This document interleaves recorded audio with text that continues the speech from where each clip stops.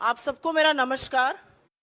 एक बहुत ही महत्वपूर्ण मुद्दे को लेकर आपके सामने आए हैं और वो मुद्दा आपको भी उतना ही प्रभावित करता है शायद जितना इस देश के विपक्ष को करता है।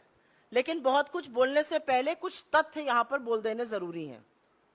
अभी अभी बजट सेशन की समाप्ति हुई है और हिंदुस्तान की राजनीति में पहली बार, आजाद हिंदुस्तान के 75 साल की राजनीति में पहली बार सत्ता पक्ष ने सदन का अवरोध किया और सत्ता पक्ष ने सदन नहीं चलने दिया और एक संयुक्त विपक्ष ने एक स्वर में इस सरकार को घेरा और एक संयुक्त विपक्ष ने जेपीसी की अडानी महाघोटाले पर बात की।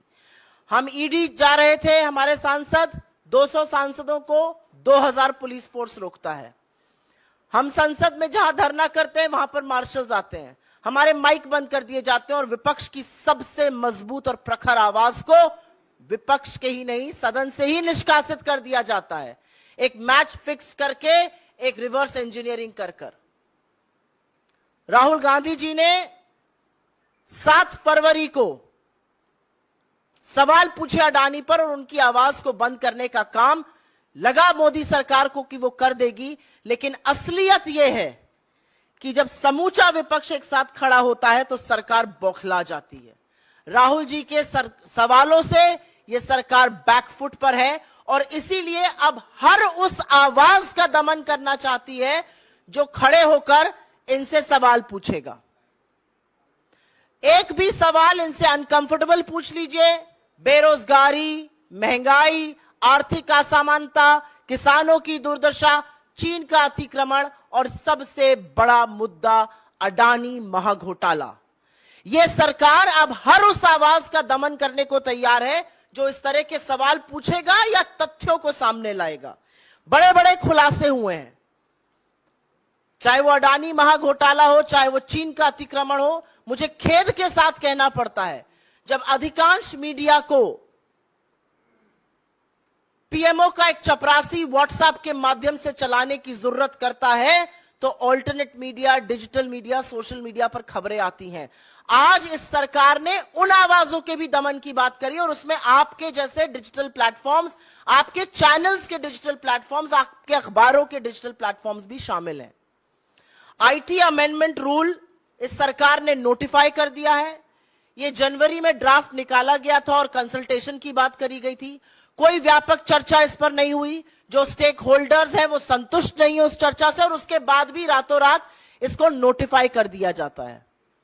ये आईटी अमेंडमेंट रूल तब नोटिफाई किए जा रहे हैं जब आईटी एक्ट 2021 की ऑलरेडी कोर्ट्स में है, सुप्रीम कोर्ट के सामने है। सुप्रीम कोर्ट को अभी उस पर चर्चा करनी है और उसका संज्ञान लेना है। तो ऐसी क्या जल्दी है? और अब जो जनवरी में आया था उसमें फेक न्यूज के खिलाफ पीआईबी फैक्ट चेक करेगा। अब और भी बड़ी बात कह दी गई है, फेक न्यूज या मिस इंफॉर्मेशन जो सेंट्रल गवर्नमेंट के खिलाफ है उस पर एक इंडिपेंडेंट यूनिट जो सरकार के अंतर्गत रहेगी, बॉडी, वो फैक्ट चेक करेगी। सरकार ही कोतवाल है, सरकार ही मुजरिम है, सरकार ही जज है, सरकार ही सब कुछ अपने बारे में करेगी। तो अगर आप कोई सवाल सरकार से उठाते हैं जो कि असहज है तो अब ट्विटर, फेसबुक, यूट्यूब, व्हाट्सएप, तमाम ऐसे प्लेटफॉर्म्स को सरकार ने अपने आप को एक एकाधिकार दे दिया, एक छत्र राज दे दिया है कि वो उनसे कहकर उस न्यूज को हटा सकते हैं। लेकिन ज्यादा कुछ कहने से पहले सरकार के ट्रैक रिकॉर्ड की बात कर लेते हैं। आपको याद होगा 2019 में चुनाव के जस्ट पहले आप ही के एक साथी ने बहुत बड़ी एक स्टोरी लगाई थी कि हिंदुस्तान में बेरोजगारी 35 साल में सबसे ऊपर है। सरकार की फैक्ट चेक यूनिट ने उसको फेक न्यूज बताया था और 31 मई को जब मोदी जी शपथ ले रहे थे तो एनएसएसओ ने वो डेटा जारी किया और 45 साल में सबसे ऊपर बेरोजगारी थी। तो जिसको आप चुनाव के पहले फेक न्यूज बता रहे थे और उस डेटा को आपने एनएसएसओ को निकालने नहीं दिया, वो 3 महीने बाद डेटा भी सही था, खबर भी सही थी, सरकार को बचाने का काम खुद सरकार ने किया था फेक न्यूज कहकर। रिपोर्टर्स कलेक्टिव ने एक स्टोरी करी मार्च में 2022 में और उन्होंने कहा कि आधार जो है वो मिड डे मील स्कीम्स के लिए, जो पोषण की स्कीम्स होती हैं बच्चों के लिए, वो मैंडेटरी कर दिया जाएगा। सरकार की यूनिट ने उसको जून में फेक न्यूज बताया कि ये फेक न्यूज है, और अगस्त में विमेन एंड चाइल्ड डेवलपमेंट ने एक नोटिस जारी किया और कहा कि आधार मैंडेटरी नहीं होगा। अगर वो फेक न्यूज थी तो आपको ऐसा क्यों करना पड़ा? सवाल सिर्फ इस बात का है, अगर वो फेक न्यूज थी तो आपको नोटिफिकेशन क्यों जारी करना पड़ा? तीसरी स्टोरी मैं बताती हूं। गलवान में हमारे 20 जाबाजों की शहादत होती है। आप में से बहुत लोगों ने सोर्सेस के माध्यम से पुष्टि कराई, आपने स्टोरी चलाई कि 20 जाबाजों की शहादत हुई है, झड़प हुई है गलवान वैली में, और उस खबर को आप इस देश के सामने लाए। इस सरकार ने उसको डिनाई किया, इसको फेक न्यूज कहा गया तब तक जब तक बॉडीज वापस घर नहीं आने लगी, और फिर डिफेंस मिनिस्ट्री को अपनी वेबसाइट पर इसकी पुष्टि करनी पड़ी। तो हर जो चीज असहज रहेगी उसको आप पहले डिनाई करके फेक न्यूज कर दीजिएगा, और उसके बाद उसी पर एक्शन लिया जाएगा। मुझे अभी भी याद है, यूपी में चीनी ऐप अपने फोन से हटाया जाए, ये खबर चली थी, उसको भी बोला गया था फेक न्यूज है। फिर पुष्टि सरकार नहीं करी, वहां के एडीजी नहीं करी कि नहीं ये सही खबर है। राहुल गांधी जी ने रेलवे की निजीकरण की बात करी थी भारत जोड़ो यात्रा के दौरान, उसको भी फेक न्यूज कहा गया था। बाद में सबने देखा क्या हुआ। तो मेरा कहना यह है कि जो भी असहज है, अगर अब अडानी पर खुलासे होंगे जो कि लगातार हो रहे हैं, और मैं दुख के साथ भी कहती हूं और थोड़ा सा क्षोभ के साथ भी कहती हूं, अडानी के खिलाफ जो खुलासे हो रहे हैं वो मेन स्ट्रीम मीडिया में नहीं हो रहे हैं आज की तारीख में। अगर डिजिटल प्लेटफॉर्म्स इसको कर रहे हैं, अगर सोशल मीडिया की फैक्ट फाइंडिंग एजेंसीज इस पर कर रही हैं काम, उसको भी फेक न्यूज कहा जाएगा। अब हम देश को पूरी तरह से सेंसरशिप पर ले जा रहे हैं, क्योंकि ये जो नोटिफिकेशन है ये सिर्फ और सिर्फ सेंसरशिप है, इसका और कोई भी पर्याय नहीं है। इसका मुझे और कोई समझ में नहीं आता है। आज मामला राष्ट्रीय सुरक्षा का है। एक चीनी कंपनी अडानी के हर कॉन्ट्रैक्ट में सब कॉन्ट्रैक्टर है। वो दहेज से लेके कांडला, हजीरा, मुंद्रा हर पोर्ट में घुसा हुआ है। उसको भी फेक न्यूज बता देंगे, उसके भी डिफेंस में आ जाएंगे। तो सवाल आज ये है कि क्या विपक्ष की आवाज को दबाते दबाते सरकार अब स्वच्छंद मीडिया, सरकार अब पूरी तरह से सेंसरशिप पर उतर आई है, और यह जरूरी है कहना। और अब ये जो एक बेतुकी बात कही गई, fake news against central government, अगर ऐसा ही है तो सरकार को आईना भी दिखाना चाहिए। भारतीय जनता पार्टी से ज्यादा बड़ी फेक न्यूज फैक्ट्री दुनिया में कोई नहीं है, और फेक न्यूज के सरगना जितनी भारतीय जनता पार्टी की आईटी सेल के हेड और आईटी सेल के लोग हैं, उनसे बड़े कोई नहीं है। लगातार उनका झूठ पकड़ा जाता है, और हम ही नहीं, सोशल मीडिया प्लेटफॉर्म्स भी उसको वेरीफाई करते हैं कि ये मैनिपुलेटेड मीडिया है, ये आउट ऑफ कॉन्टेक्स्ट मीडिया है, ये फेक न्यूज है। झूठ फैलाने का काम इस सरकार के मंत्री करते हैं, खुद प्रधानमंत्री झूठ बोलते हैं। मैं नहीं पढ़ना चाहती किसी और विवाद में, लेकिन यह सच है कि जो विवाद इस समय प्रधानमंत्री की एजुकेशन या किसी चीज को लेकर चल रहा है, उसका जो बेडरॉक है, द इशू देयर इज कि वो झूठ बोला गया है। तो किसकी फेक न्यूज की बात करेंगे आप? एक व्यक्ति प्रशांत पटेल है, स्टैंडिंग काउंसिल है गोवा का, भाजपा का सदस्य।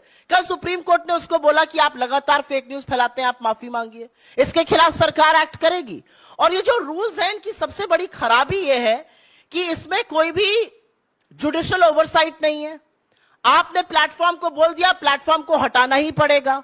इसमें रेगुलेटरी मैकेनिज्म कोई नहीं है। और एक ये भी सच है कि डिजिटल प्लेटफॉर्म्स ने खुद से आगे बढ़कर एक सेल्फ रेगुलेटरी बॉडी बनाई है, जैसे कि प्रेस काउंसिल ऑफ इंडिया है, जैसे कि एनबीएसए है टीवी चैनल्स के लिए, ऐसी ही एक बॉडी उन्होंने भी बनाई है, self regulatory body. Self regulatory body बनाने की बात फैक्ट चेकर्स के लिए भी चल रही है। फैक्ट की आपको बड़ी चिंता है, लेकिन फैक्ट चेकर्स को जेल में डालना है। तो दिक्कत की बात यह है कि जब सरकार, एक हमारे शास्त्रों में कहा गया, निंदक नियरे राखिए। सरकार को ना निंदक पसंद है, ना निंदा पसंद है, ना स्पष्ट बात करने वाले पसंद है। आपको लगता है कि ये सारी चीजें करके आप विपक्ष को या इंडिपेंडेंट मीडिया को या असहज सवालों को दबा दीजिएगा, तो सच छुपाए नहीं छुपता है, ये अपने आप में एक बात है। मुझे ऐसा लगता है कि सरकार की समस्या ही यह है कि कोई सवाल ना पूछे। क्या सरकार यह जवाब दे सकती है कि Bharatiya Janata party 18,000 fake Twitter account को क्यों हैंडल करती है? क्या सरकार यह बात दे सकती है कि एक ही आईपी एड्रेस से 23 वेबसाइट, तमाम फेसबुक पेज भाजपा के क्यों चलते हैं, जो सीमिंगली इंडिपेंडेंट है लेकिन एक्चुअली प्रचार प्रसार प्रोपेगेंडा भाजपा का फैलाते हैं? अगर आप फेक न्यूज पर क्रैकडाउन कर रहे हैं तो सबसे पहले तो भारतीय जनता पार्टी के फेक न्यूज तंत्र पर क्रैकडाउन करिए, क्योंकि जो क्रैकडाउन करने का काम ministry of electronics and information technology ने आईटी अमेंडमेंट रूल नोटिफाई करके किया है, वो सिर्फ और सिर्फ इस आशय से किया गया है कि जो लोग सवाल पूछ रहे हैं वो डर के, धमका के उनको घर बिठाया जा सके। आप एक व्यक्ति को चुप करा दीजिएगा, आप 2 व्यक्ति को चुप करा दीजिएगा, लेकिन आज तो जनता खड़े होकर पूछ रही है कि यह सरकार, मोदी जी और उनके सारा तंत्र आज अडानी को बचाने पर क्यों तुला हुआ है। आपके सवालों का स्वागत है। If I may just make a quick statement in English on this, the IT amendment rules have been notified by the Ministry of Electronics and Information Technology as of 2 days back. It's bizarre because these rules were put up for consultation in January. It now says that fake news against the central government will be checked by a unit of the government itself. So the government is the propagator, the author, the originator, and the factory of fake news operators. And which is why the question is the government willing to discuss issues that really matter? A budget session has just gotten over. The Adani scam, the Chinese occupation, unemployment, high prices, income inequality continue to be the raging issues of our times. What you did? You first sent police and marshals to silence the MPs. You cancelled Rahul Gandhi's membership and you believe that he's not going to talk after that. You believe that because you will suppress large